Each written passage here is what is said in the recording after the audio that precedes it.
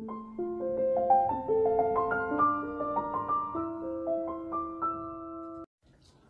graça e a paz do nosso Senhor Jesus. Bem, vamos dar continuidade ao nosso estudo referente ao livro Questões Últimas de Vincent Chiang. Hoje o tema que vamos abordar será a eleição incondicional, escolhidos para a salvação. Chiang já começa dando uma declaração na página 49. Assim como a soberania de Deus é fundacional para a teologia cristã em geral, a doutrina da eleição é fundacional para a soteriologia cristã em particular. A doutrina mantém que na eternidade, antes do universo ser criado, Deus selecionou um número imutável de indivíduos específicos para a salvação em Cristo, e ele assim o fez sem basear sua decisão sobre a fé e obras, ou qualquer outra condição nos indivíduos assim selecionados. Antes do que escolher um indivíduo por causa de qualquer fé prevista, o indivíduo eleito recebe fé precisamente porque Deus já o escolheu. Contra os calvinistas, os arminianos se opõem a essa doutrina bíblica. Pelo contrário, eles transformam a eleição divina numa reação de Deus ao que escolhemos, de forma que o nosso escolher a Cristo é logicamente anterior ao escolher de Deus por nós, com o resultado de que meros seres humanos determinam a vontade de Deus na salvação. Contra essa heresia humanista, Paulo declara: sabemos, irmãos, amados de Deus, que Ele os escolheu. É Deus quem soberanamente escolhe os eleitos. De forma que Paulo diz: Ele os escolheu, e não Ele aprovou a vossa escolha. Se Deus não faz nada mais do que aceitar a nossa escolha, então Ele não escolhe em nenhum sentido real do termo. Mas Jesus diz: vocês não me escolheram, mas eu os escolhi. Portanto, o arminianismo é falso. O que leva muitos a chamarem o arminianismo de credo de Satanás é o fato de que o arminianismo está presente em todas as seitas. Os adventistas são arminianos, espíritas são arminianos, católicos são arminianos, de uma forma mais pelagiana, mas são macumbeiros, teólogos liberais, teólogos da prosperidade, tantas e tantas seitas cuja mensagem é: você é o dono da sua vontade e do seu futuro. Não há nada planejado para você. Você é quem escreve seu amanhã. É a mensagem para o ego, a mensagem perfeita para quem tem comichão nos ouvidos. Por isso, o arminianismo é conhecido como credo de Satanás. Uma citação de Paulo Miasso. Bem, antes de nos referirmos à eleição incondicional, devemos ter uma breve passagem sobre como surgiu o arminianismo e também entender os 5 tópicos do calvinismo, que são as 5 letras da tulipe, né, que está em inglês, vou colocar em português. A primeira letra, T, para nós em português fica depravação total, U, eleição incondicional, L, expiação limitada, I, graça irresistível, P, perseverança dos santos. Muitos não sabem, mas a tulipe em si não foi inventada por Calvino. Isso foi pelo Sínodo de Dort. Em 1610, os seguidores de Jarcó Armínio, um professor de seminário holandês que havia morrido no ano anterior, elaboraram 5 artigos de fé baseados em seus ensinamentos. Esses seguidores, que vieram a ser conhecidos como arminianos, depois apresentaram as 5 doutrinas para o Estado da Holanda, sob a forma de uma remonstrância, um protesto contra a confissão belga e o catecismo de Heidelberg. A confissão e o catecismo juntos formavam a expressão oficial das posições doutrinárias das igrejas da Holanda, que estavam em estreita concordância com os ensinamentos de Calvino e os outros reformadores. Todavia, os arminianos insistiram que os ensinamentos dentro da confissão e do catecismo sobre a soberania divina, incapacidade humana, eleição incondicional ou predestinação, redenção particular, graça irresistível e a perseverança dos santos fossem alterados em conformidade com os pontos de vista doutrinários contidos na remonstrância. As convicções dos arminianos, tais como expressas na remonstrância, não eram novas. Tratava-se de reintroduções dos pontos de vista de Pelágio e Cassiano, dos séculos IV e V, os ensinamentos que haviam sido condenados como heresia. Um sínodo nacional foi convocado para se reunir em Dort, na Holanda, em 1618, com a finalidade de examinar os pontos de vista de Armínio à luz das Escrituras. O sínodo, de 111 membros da Holanda, Alemanha, Suíça, Inglaterra e Escócia, realizou 154 sessões durante um período de 7 meses. O sínodo rejeitou por unanimidade os ensinamentos de Armínio, por serem contrários à palavra de Deus. Os membros estavam convencidos, no entanto, de que uma mera rejeição não era suficiente. Assim desenvolveram a resposta bíblica em 5 capítulos que conhecemos hoje como 5 pontos do calvinismo. O calvinismo tem sido chamado de sinônimo para o cristianismo bíblico. Bem, como já passamos por esse breve resumo, a primeira letra, da tulipe, que é a depravação total, nos diz o seguinte: Por causa da queda, o homem é incapaz de crer por si mesmo no evangelho salvífico. O pecador está morto, cego e surdo para as coisas de Deus. Seu coração é enganoso e desesperadamente corrupto. Sua vontade não é livre, é escravizada pela sua natureza maligna. Portanto, ele não vai, na verdade, ele não consegue escolher o bem sobre o mal. O arminianismo, pelo contrário, proclama o livre-arbítrio com a capacidade humana. Seus adeptos dizem que, embora a natureza humana tenha sido seriamente afetada pela queda, o homem não foi deixado no estado de impotência espiritual total. Cada pessoa possui livre-arbítrio e seu destino eterno depende de como ele o usa. O pecador tem o poder de cooperar com o Espírito de Deus e ser regenerado ou de resistir à graça de Deus e perecer. A fé é um ato do homem e precede o novo nascimento. A fé é dádiva do pecador a Deus e a contribuição do homem para a salvação. Em resumo, o arminiano acredita que o homem nasce enfermo em pecado, mas há ainda há bondade suficiente nele para escolher Deus. O calvinista, ao contrário, acredita que o homem nasce corrupto, morto em seu pecado, e então ele deve renascer espiritualmente antes que possa fazer qualquer coisa de natureza espiritual. Sob o sistema doutrinário calvinista, a depravação do homem é total em extensão, embora não em grau. Em outras palavras, toda a natureza do homem é corrompida pelo pecado, mas ele não é tal mal quanto poderia ser. A questão básica é se o homem caído tem capacidade moral para se inclinar para as coisas de Deus sem primeiro renascer? Mas será que a Escritura realmente dá apoio ao arminianismo? Vamos ver alguns versículos que dizem claramente a corrupção humana total, que o homem é totalmente incapaz de chegar a Deus por si próprio. Gênesis 6:5 diz o seguinte: o Senhor viu que a perversidade do homem tinha aumentado na terra e que toda a inclinação dos pensamentos do seu coração era sempre somente para o mal. Jó 14:4 quem pode extrair algo puro da impureza? Ninguém. Salmo 51:5 sei que sou pecador desde que nasci, sim, desde que me concebeu minha mãe. João 3, do 5 ao 7, respondeu Jesus: digo-lhe a verdade, ninguém pode entrar no reino de Deus se não nascer da água e do Espírito. O que nasce da carne é carne, mas o que nasce do Espírito é Espírito. Não se surpreenda pelo fato de eu ter dito: é necessário que vos nasçam de novo. João 6,44 ninguém pode vir a mim se o Pai que me enviou não o atrair, e eu o ressuscitarei no último dia. Romanos 3, 10, 12 como está escrito: não há nenhum justo, nenhum sequer, não há ninguém que entenda, ninguém que busque a Deus. Todos se desviaram, tornaram-se juntamente inúteis. Não há ninguém que faça o bem, não há um sequer.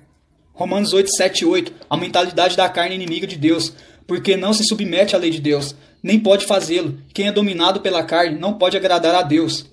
1 Coríntios 2,14 quem não tem o Espírito não aceita as coisas que vêm do Espírito de Deus, pois eles são loucura e não é capaz de entendê-las, porque elas são discernidas espiritualmente. Efésios 2, 1, 3 vocês estavam mortos em suas transgressões e pecados, nos quais costumavam viver, quando seguiu o presente ordem deste mundo e o príncipe do poder do ar, o espírito que agora está atuando nos que vivem na desobediência. Anteriormente, todos nós também vivíamos entre eles, satisfazendo as vontades da carne, segundo os seus desejos e pensamento, como outros, éramos por natureza merecedores da ira. Bem, diante de todos esses versículos e do que já vimos até agora, como alguém ainda pode dizer que o homem é capaz de chegar a Deus por si só?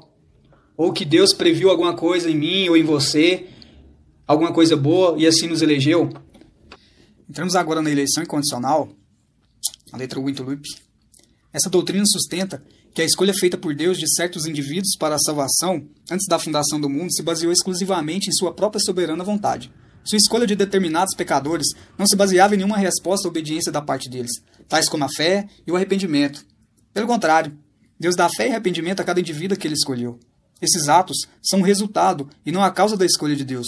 A escolha feita por Deus do pecador não é a escolha feita pelo pecador de Cristo, é a causa final da salvação.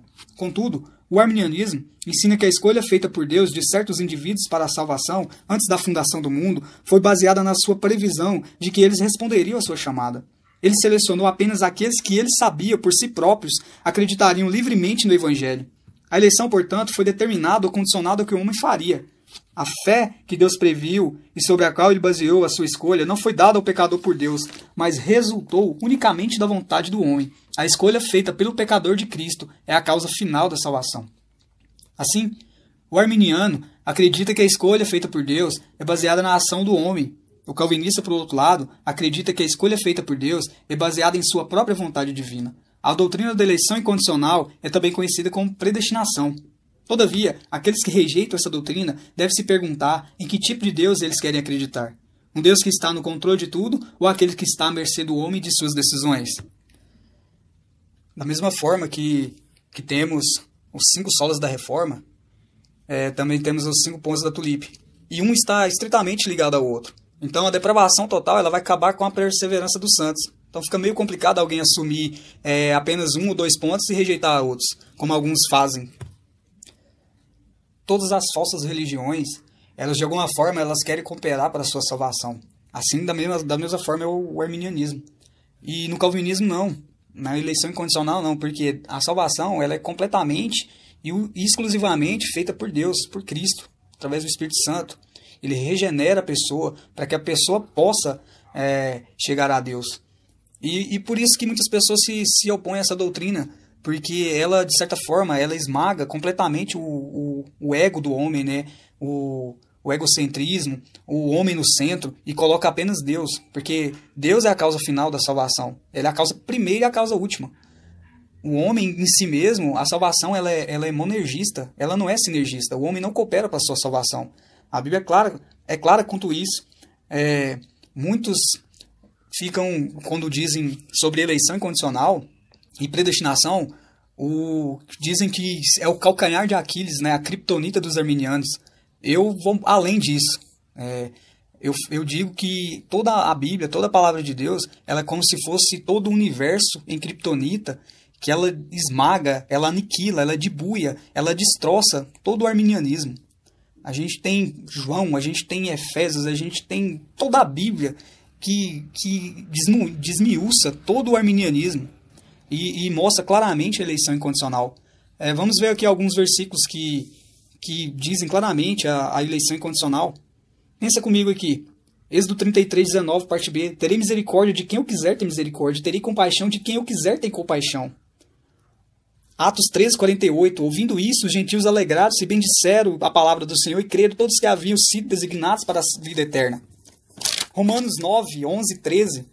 Todavia, antes que os gêmeos nascessem ou fizessem qualquer coisa boa ou má, a fim de que o propósito de Deus, conforme a eleição, permanece, não por obras, mas por aquele que chama, foi dito a ela: o mais velho servirá ao mais novo, como está escrito: amei Jacó, mas rejeitei a Esaú.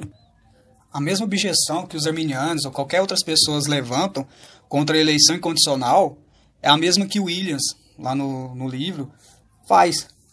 Ele chama Deus de arbitrário, caprichoso, desarrazoado. Então, para parafrasear sua posição, ele está dizendo que a eleição não existe ou acontece aparentemente de forma aleatória ou por chance, como um ato de vontade caprichoso e desarrazoado somente porque o elemento da escolha humana entra em processo. É a mesma forma que muitos arminianos fazem. Então se Deus elegeu, Deus é injusto. Deus é injusto porque ele elege uns e elege outros para o inferno. Deus está sendo injusto. O que Paulo nos fala lá em Romanos 9? Quem é você, homem, para discutir isso com Deus? O que é justiça? Vamos ver o que é justiça. Deus não é injusto com ninguém quando decide não escolher essa pessoa. Até porque injustiça é tirar o direito de alguém. E me diga, quem tem o direito de ser salvo? Nós quebramos a lei de Deus a vida toda com pensamentos, palavras e ações. Augusto Nicodemos. A grande questão é, por que Deus escolhe uns e não escolhe outros? Mas sim porque Deus me escolheu, eu mesmo, sendo pecador, miserável, como eu era morto, como muitos hoje são ainda. Então, a gente temos que ser gratos a Deus por Ele ter nos eleito, ter aberto os nossos olhos, ter nos trazido realmente à vida e poder ter comunhão com Ele. Mas, em vez disso, alguns ainda retrucam. Então quer dizer, porque tal fulano é eleito, você se diz um eleito, eu posso viver então de qualquer forma, eu posso viver uma vida desregrada, eu posso viver constantemente em pecado. Será que é isso que a eleição nos ensina? Não, a eleição não ensina isso. Efésios, capítulo 1, versículo 4 e 5, diz o seguinte: como também nos elegeu nele antes da fundação do mundo, para que fôssemos santos e irrepreensíveis diante dele, em amor, e nos predestinou para filhos de adoção por Jesus Cristo, para si mesmo, segundo o beneplácito de sua vontade. Ou seja, quando nós realmente chegamos a Cristo como eleitos de Deus, nós temos que ter uma vida santa, Porque Deus é santo, e da forma que Ele nos elege, é para que tenhamos uma vida compatível com a sua palavra. Porque não adianta nada alguém se dizer eleito e viver uma vida desregrada, uma vida de qualquer forma. Isso está indo contra a Escritura, claramente. Então, alguém que se diz eleito e vive uma vida de promiscuidade, uma vida leviana, tem que repensar se realmente ele é um eleito ou ele é apenas um convencido ou algum frequentador de templo. Isso é uma questão muito forte. Então, quando dizemos que uma pessoa é eleita, já entra na questão também da santificação, porque Cristo vai trazendo a santificação através da palavra dele. E o Espírito Santo vai gerando em cada um de nós o desejo e a vontade de estar sempre em comunhão com Cristo. Para finalizar, vemos na Confissão de Fé de Westminster, capítulo 4, capítulo 3, parágrafo 4, segundo o seu eterno e imutável propósito e segundo o santo conselho e beneplácito da sua vontade, Deus, antes que fosse o mundo criado, escolheu em Cristo para a glória eterna os homens que são predestinados para a vida, para o louvor da sua gloriosa graça. Ele os escolheu de sua mera e livre graça e amor, e não por previsão de fé ou de boas obras e perseverança nelas, ou de qualquer outra coisa na criatura que a isso se movesse como condição ou causa.